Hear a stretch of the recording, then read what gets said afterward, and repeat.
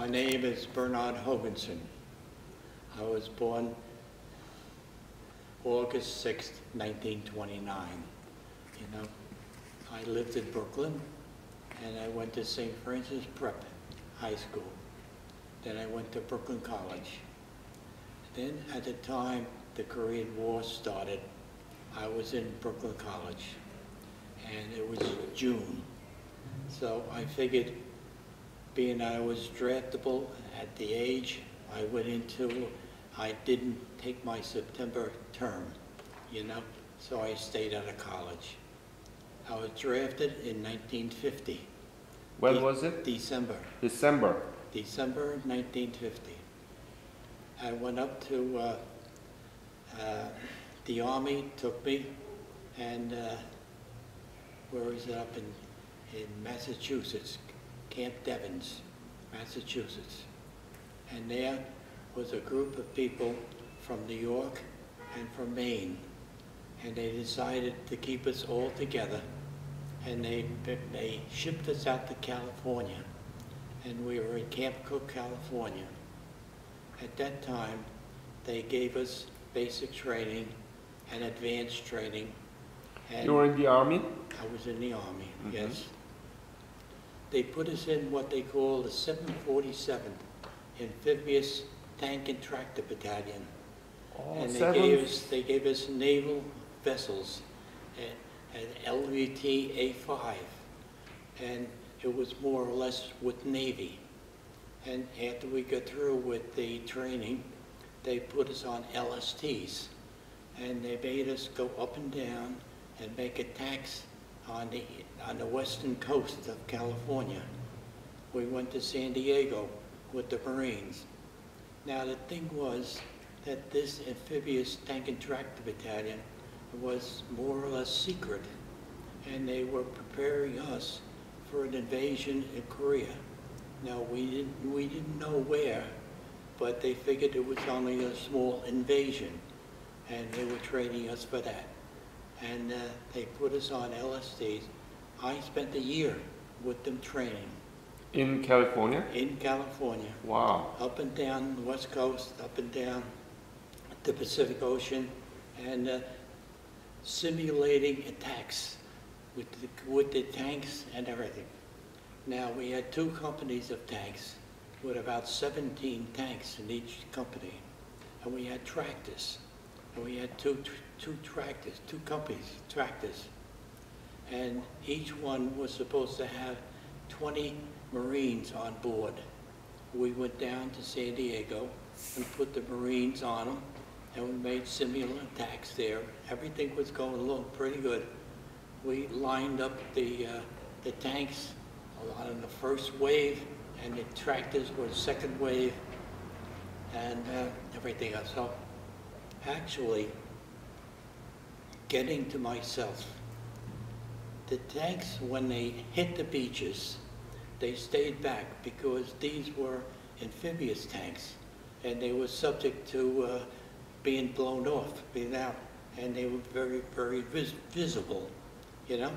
So they wanted to use these tanks and the guns on the tanks, 75mm howitzers, and they wanted the tanks to neutralize different functions or different targets that would be involved in Korea, you know?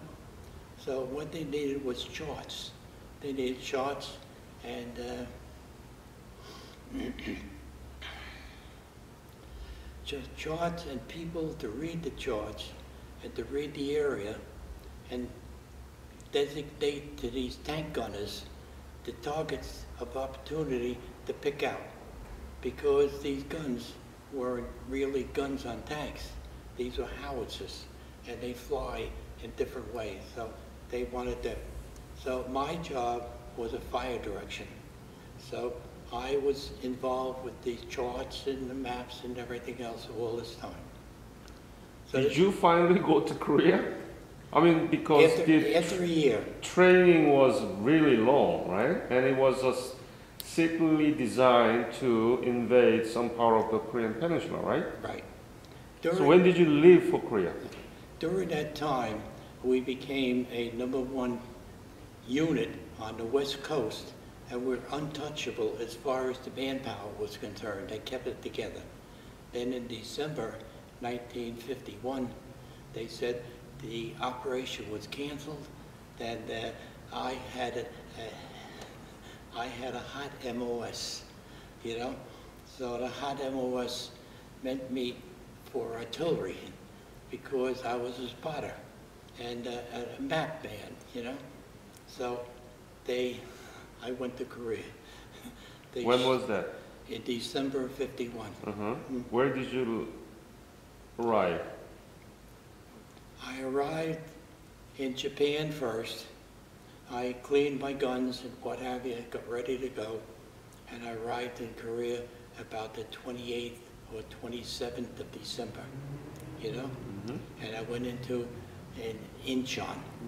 I went into Incheon. We loaded down the ropes onto LSMs or what have you, and went into Korea. They put us in a Repel depot, and I was waiting there until I was assigned. And then I waited there about 5 hours or 6 hours, and then I was put on a truck and brought up to the front lines. And I went to the 159th Field, and that was a field artillery unit. It was a 155 howitzer unit. So Was it West Side? West Side, yes. So anyhow, when I went to that, everybody ran up to me, here's my replacement, now I'm going home. They thought so. That's what so. And then the unit commander was there, and he welcomed me, and he told me where FDC was, Federal Fire Direction Center. And I went into Fire Direction Center. They introduced me to the other people working there, and we assumed everything was okay, you know? They took away my M1 and said, we don't use M1s. We took a carbine, and here was a carbine on it. The Fire Direction Center tells the gunners where to shoot, and they give them a deflection, and they work with slide rules. They have a slide rule as far as the target is concerned, how far it is the target away from you, and what charges to use to get to the target, and everything else. So I was involved in all this, you know, in this. So it worked out pretty well. And there was no electricity. There's nothing got on, you know, and it worked out okay that way. So we were involved with that for about 4 or 5 months. Then all of a sudden, one night, we have what they call a perimeter defense, and we have about 30 people involved in this. And at night, when it gets dark, these troops go out in the front for perimeter defense because the enemy is looking to neutralize the guns. And we're supposed to adhere to fight to our death to save the guns, you know? So anyhow, that started okay. And everything was going along pretty good and everything else. There was an officer of the day and a sergeant of the guard, and they usually get these people out to the right positions and everything else, you know. And I guess about 2 o'clock in the morning, outside this perimeter was barbed wire, and the barbed wire had cans on it, beer cans. Yeah. And something happened, and the beer cans started rattling. So we thought that it was an attack. And I was sergeant of the guard at the time, and the sergeant of the guard responsibility is to keep everybody informed as to what's going on and work with the officer of the day. And the way it happened is we heard the rattle, and we thwarted the attack. And I went between the guys and everything else and coordinated the attack on them, and we opened fire. We opened fire with machine guns and rifles and everything else, and no enemy past that point, you know? So consequently, the officer made a big thing about me doing the thing. And he told the commander, the company commander about it, and the company commander come up to me and he said, Hoganson, you did a good job. I'm going to give you a medal for this, you deserve it. But instead of that, he says, I'm going to recommend you to be a lieutenant. Would you like to be an officer? We need officers, we need good officers. So I said, I'll think about it, you know? And he says, I'll give you a couple of hours or a couple of days to think about it. So I got a hold of him later, and I said, I was thinking about it, and I said, I would like to be an officer. To go from a corporal to an officer is something I never expected, you know? And he said, okay, I'll submit your name to the Army and see what they say, see how it goes. About 2 weeks later, he came down to me and he said, I want you to go in front of officers. And he said, there'll be majors and colonels there. Mm-hmm. And this is going to be a review on what you know about artillery and know whether you can become an officer, mm-hmm. whether they want you to become an officer. So 2 weeks later, I went to this meeting they had, and they had a battery of about 6 officers there, and they questioned me on what I would do and my knowledge of artillery, my knowledge about the fundamentals of artillery. Mm-hmm. And fire directions. And so fire direction, that helped me a lot, you know. And they said, okay, we'll consider it. So that was the end of that. And about 2 weeks or 3 weeks later, the company commander come up to me, the battery commander rather, come up to me and he said, they're looking for you at headquarters today. And I said, what for? And he says, from what I was talking to you about, they're talking about it. So he took me in a Jeep and we went back to headquarters battery. And headquarters battery was all out in formation. And I didn't know what was going on. And my company commander said, you stand in the middle of that. And I stood in the middle of that. And the company commander, battalion commander now was in the front. And he said, person to be decorated, move forward or something like this, you know. And I didn't know what that was going on. And I walked forward and he pinned a gold bar on me. And so you became the officer. You are Lieutenant Hoganson, as of this fact. So I said, okay, and thank you very much. I gave him a salute and everything else, and everything was nullified. And then he said, I want you to eat lunch with me. And we went to the mess tent, and he went over there. And he said, this is going to be the last time you're going to be allowed to eat with the colonel. So what's the immediate change that you promoted to the lieutenant officer? Okay. Your salary increased? Yes, salary, prestige. That's naturally, you know.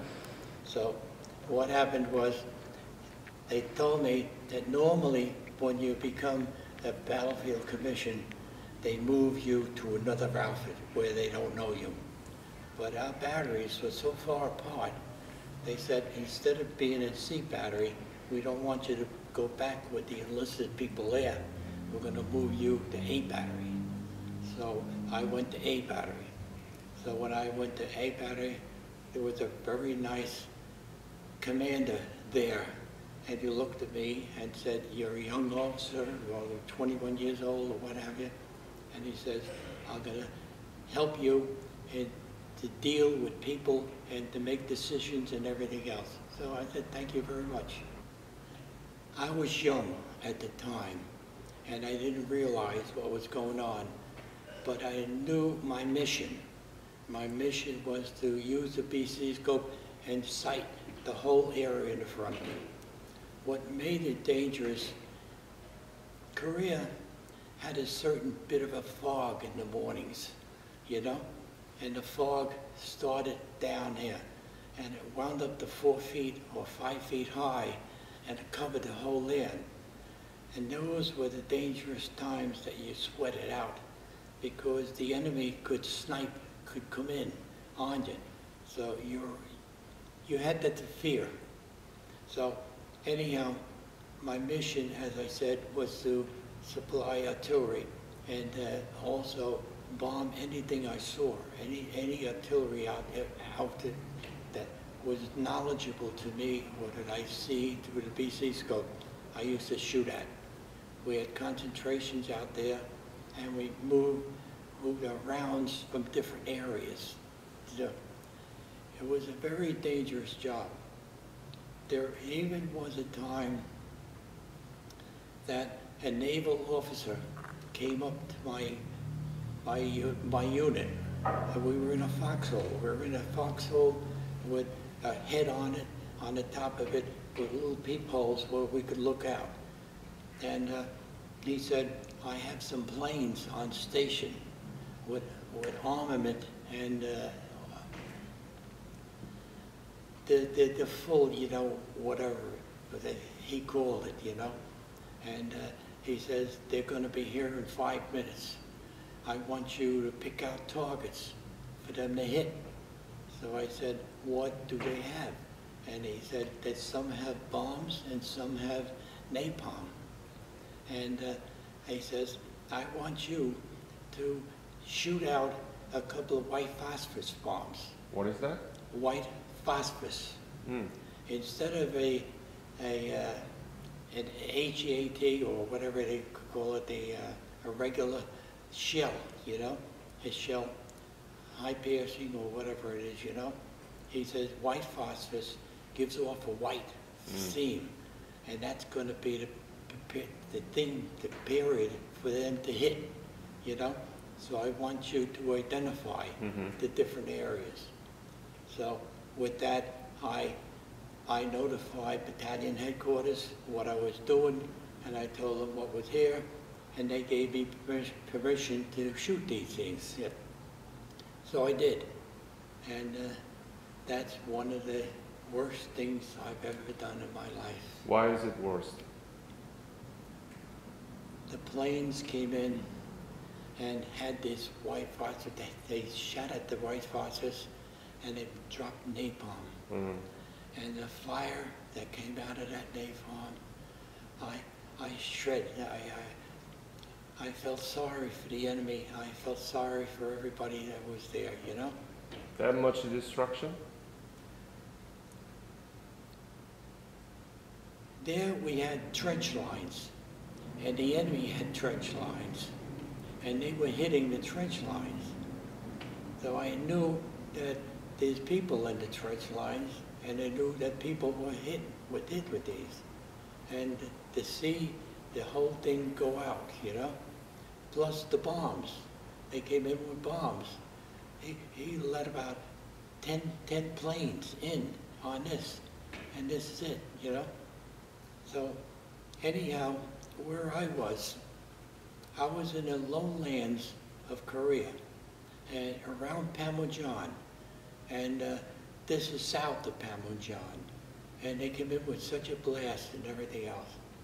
And somebody told me that Genghis Khan had originally came down this avenue, came down this whatever you want to call it, low area, this valley, to get the soul and everything else. So that's all I could think of. So this made an important idea on me, and everything else as far as the value of the land and the value of my life, you know, of being here. So that's how I feared. We were alternating the observation post, and I was assigned at the reconstruction. So a lot of times the battery was broken up, and two guns were taken away and moved to another area. And I was in charge of the wiring of the new area and the communications, because artillery can't work without communications. So that was my function to go in this area. And I decided alternate positions for these guns. And this worked out pretty good, but we never used them, you know? We never used the area.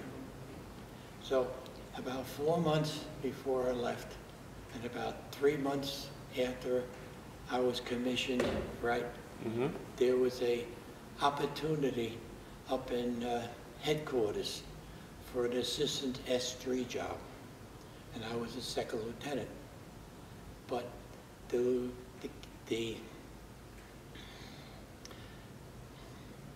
battery commander had told the people up in headquarters about me and what I was doing and what I was capable of.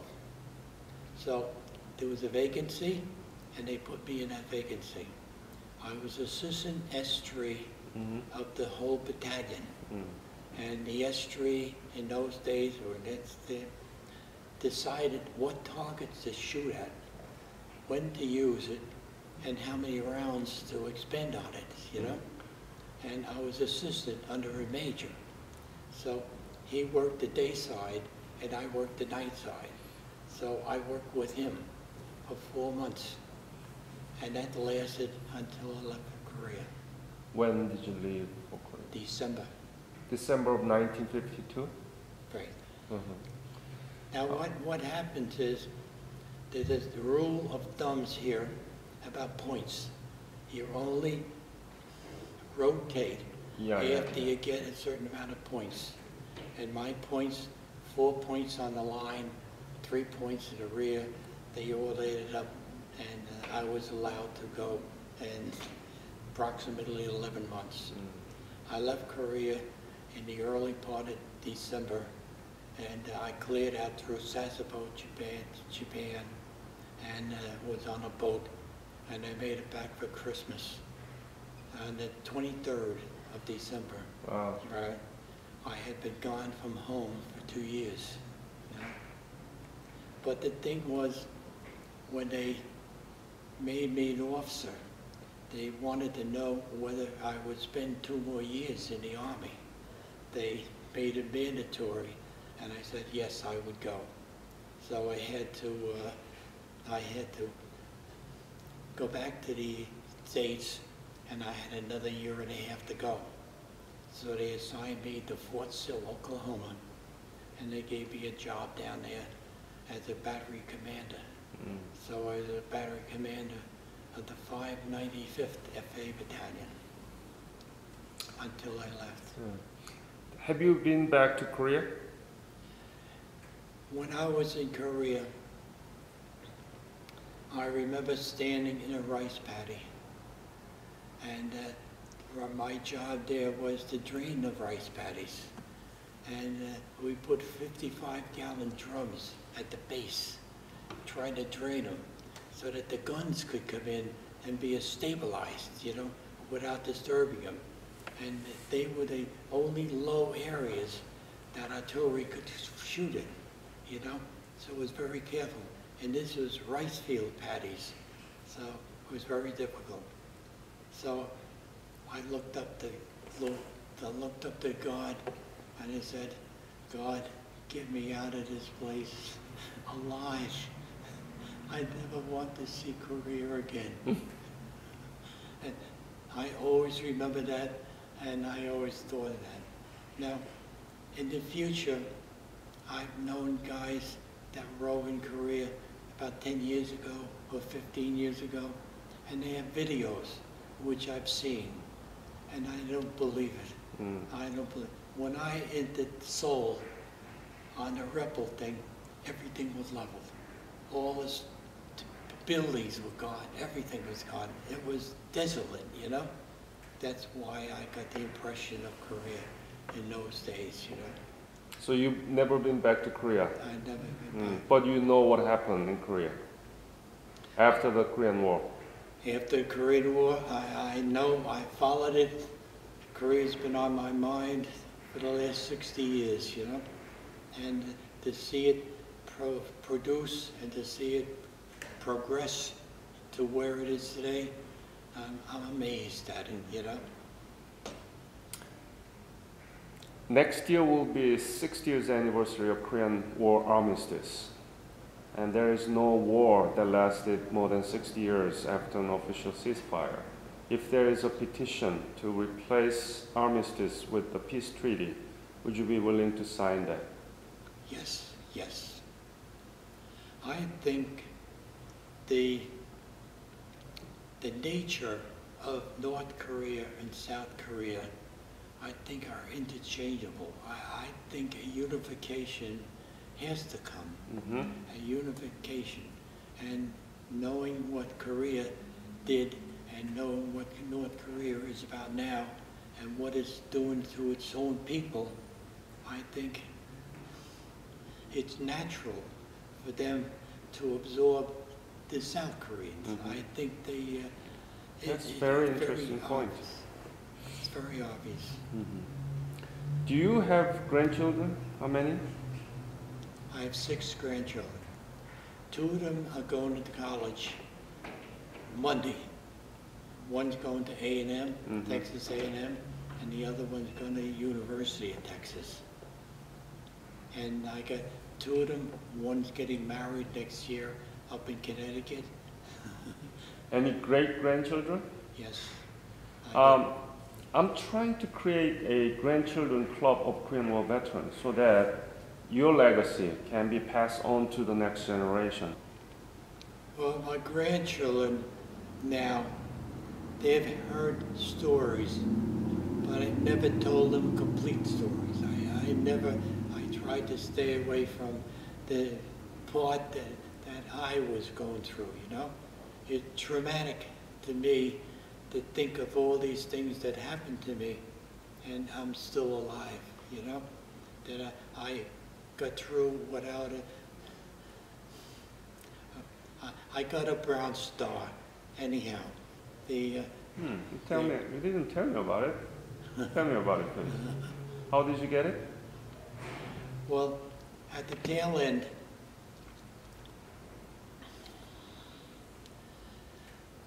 near the tail end, about when I was assistant S3, there was a operation called Vegas. It was done by the Marines on the West Coast.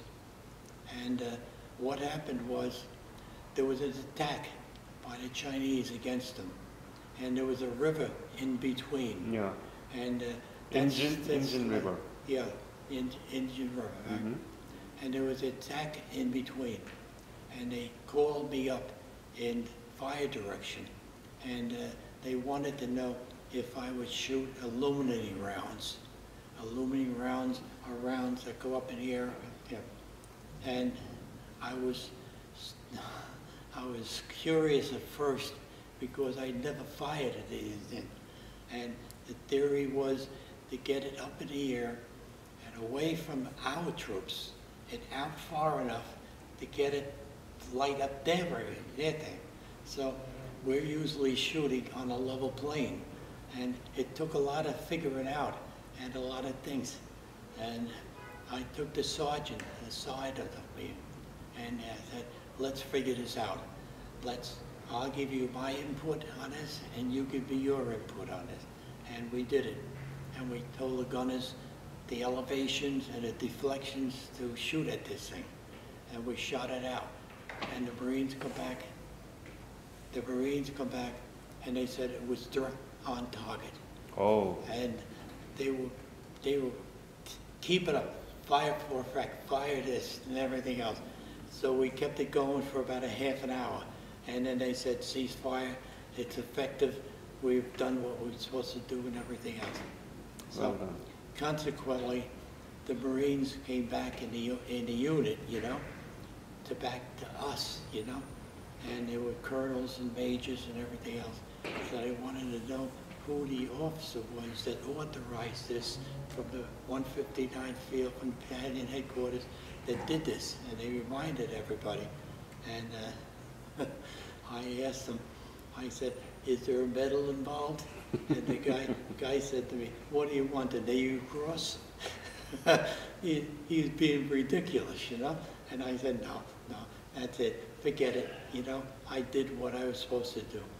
And they wrote it up on the Bronze Star. Oh, very nice. Yeah. This is the official proclamation for Mr. Vernon Hoganson. Thank you for your service.